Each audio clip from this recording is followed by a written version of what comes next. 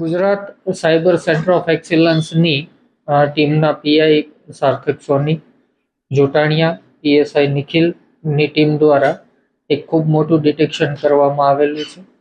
હકીકત એવી છે કે ભારતના અલગ અલગ તમામ ધર્મસ્થળોના ખોટી વેબસાઇટો બનાવી અને નાગરિકોને ત્યાં રોકાવા અથવા સુવિધા પૂરી પાડવાના નામે છેતરપિંડી આચરતી 126 વેબસાઇટ બનાવનાર ગેંગના મુખ્ય આરોપી કે જેણે વેબસાઇટ બનાવી છે અને એ પૈકીની વેબસાઇટો વાપરનાર આરોપી એમ બેની ધરપકડ કરવામાં આવેલી છે. આ ગેંગ દ્વારા ગુજરાતની 41 વેબસાઇટો બનાવેલી સોમનાથ, દ્વારકા, ગિરનાર, પાલીતાણા, ભુજ, જુનાગઢ, પાટણ અને ગાંધીનગર, આંધ્રપ્રદેશના તિરુમાલા, વિશાખાપટ્ટનમ, તિરુપતિ, જમ્મુ કાશ્મીર કાત્રા, કર્ણાટકની, મધ્યપ્રદેશ ઉજ્જૈન, મહારાષ્ટ્રમાં શિરડી, ઓશિવારા, શિગોન, તમિલનાડુનું શ્રીરંગમ, ઉત્તર પ્રદેશ વૃંદાવન, ઋષિકેશ, હરિદ્વાર અને કલકત્તાના ધાર્મિક સ્થળો.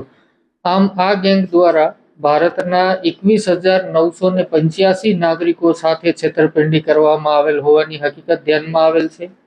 આ તમામ વેબસાઇટો બનાવનાર મુખ્ય માણસનું નામ છે વિકીકુમાર રામ કુબેર ગુપ્તા, જે મૂળ દિલ્હીનો રહેવાસી છે અને એણે કમ્પ્યુટર સાયન્સમાં બીટેક એટલે કે એન્જિનિયરિંગની ડિગ્રી હાંસલ કરેલી છે.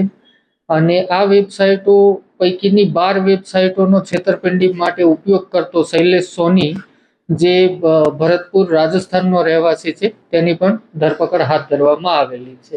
70 જેટલી ફરિયાદો દાખલ થઈ છે આ ગેંગ સામે. ગુજરાત સિવાય જેમ મેં આપને જણાવ્યું એમ જમ્મુ કાશ્મીર, કર્ણાટકા, મધ્યપ્રદેશ, મહારાષ્ટ્ર, ઓડિશા, તમિલનાડુ, ઉત્તર પ્રદેશ, ઉત્તરાખંડ, વેસ્ટ બંગાળ આટલા રાજ્યોની વેબસાઇટો બનાવેલી છે. મુખ્ય આરોપી જે છે વિકીકુમાર ગુપ્તા, જેને દિલ્હીથી ધરપકડ કરવામાં આવેલી છે, એ પોતાને ત્યાંથી જ આ તમામ વેબસાઇટોનું સંચાલન કરાવતો, વેબસાઇટ રજીસ્ટ્રેશન કરાવતો અને વેબસાઇટ માટે જે એડમિન પેનલ હોય એ મોટા ભાગે પોતે રાખતો અથવા તો બનાવી અને અન્યને વહેંચી દેતો હતો.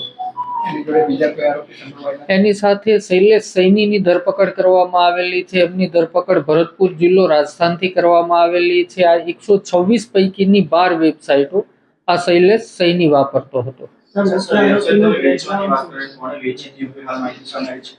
તમામ 126 વેબસાઇટો કોણે ખરીદી અને કોણે ગુનો આચર્યો એ તમામ માહિતી હાથમાં આવી છે અને એના આધારે અત્યારે પણ 2 ટીમો ગુજરાત બહાર કાર્યરત છે.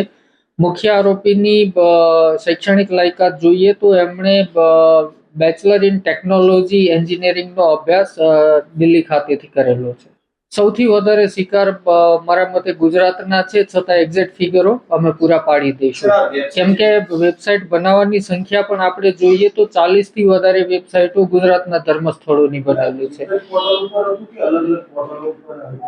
પોર્ટલ જ અલગ અલગ ક્રિએટ કરતો 126 પોર્ટલો એણે ક્રિએટ કર્યા છે અને એ તમામ માટે GoDaddy, Cloudflare વગેરેનો એણે ઉપયોગ કર્યો છે. અને અગેન જેમ સોમનાથ કેસમાં ધ્યાને આવેલું હતું એ જ રીતે AI નો પણ ઉપયોગ કર્યો છે અને પોતે એન્જિનિયર છે. ગુજરાતમાં સૌથી વધારે જોવા જઈએ તો સારંગપુરની 8 વેબસાઇટો આમાં ખુલવા પામેલ છે. એ ઉપરાંત સોમનાથ, દ્વારકા, પાલીતાણાની એક વેબસાઇટ છે, ભુજની એક છે, જુનાગઢની છે, ગાંધીનગરની એક વેબસાઇટ છે. ગાંધીનગરની જે વેબસાઇટ છે એ હોટલ રિલેટેડ છે, ધાર્મિક સ્થળ રિલેટેડ નથી. આરોપી પ્રથમ વખત પકડાયેલો છે, છતાં અમે લોકો અલગ અલગ પોલીસથી તપાસ કરી રહ્યા છીએ. કેમ કે 126 વેબસાઇટો આટલા ટૂંકા ગાળામાં બનાવી અને બધી ઓપરેશનલ કરવી અને બધી વેબસાઇટોથી વિક્ટીમ મળવા એ ખૂબ મોટી વાત છે. આ આશરે 6-8 મહિનાથી આ વસ્તુ ચલાવી રહ્યો હતો અને દર થોડા ટાઈમે ડોમેન ચેન્જ કરી નાખતા હતા, ફોન નંબર બદલી નાખતા હતા, જેથી ટ્રેસ કરવું ખૂબ અઘરું પડે.